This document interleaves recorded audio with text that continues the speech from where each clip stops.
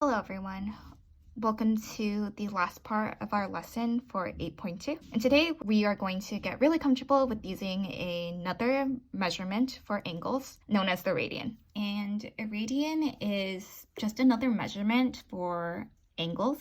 It is defined using a circle with a radius of r centered at the origin. 1 radian is the measure of an angle in standard position whose terminal side intercepts an arc of length r.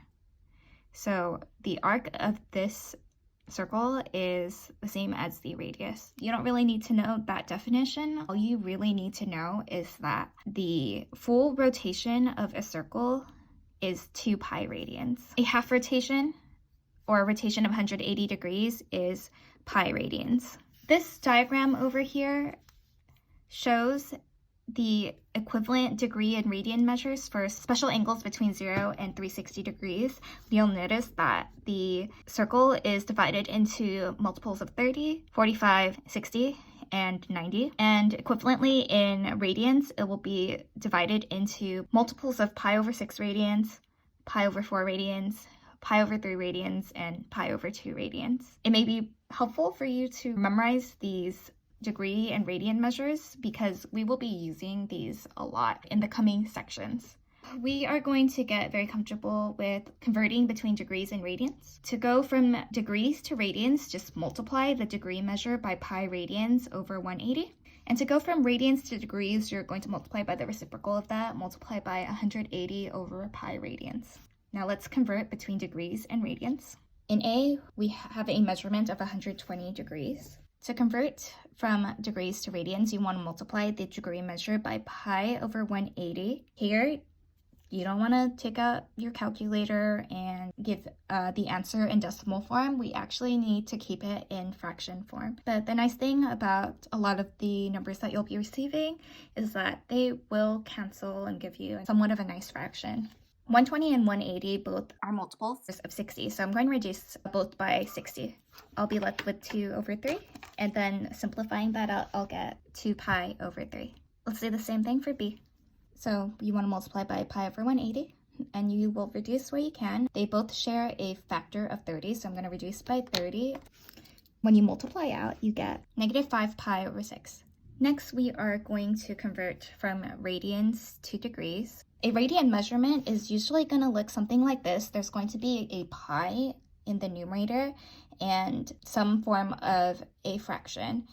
You will usually see a 4, a 2, a 3, or a 6 in the denominator. Now, in order to convert from radians to degrees, we want to multiply by 180 over pi. Cross cancel where you can, so the pi's are going to cancel out, and we can reduce 180 and 4 by 4. Multiply out what's remaining and you'll get negative 45 degrees. Let's do the same thing for D. You want to multiply by 180 over pi and then reduce where you can. You can cancel out a pi and reduce 180 over 4 to 45. What's remaining will be 9 times 45, which gives you 405 degrees. This is going to be a review of some circle concepts that you learned last year in Math 2. A sector is a region that's bounded by 2 radii and an arc of a circle.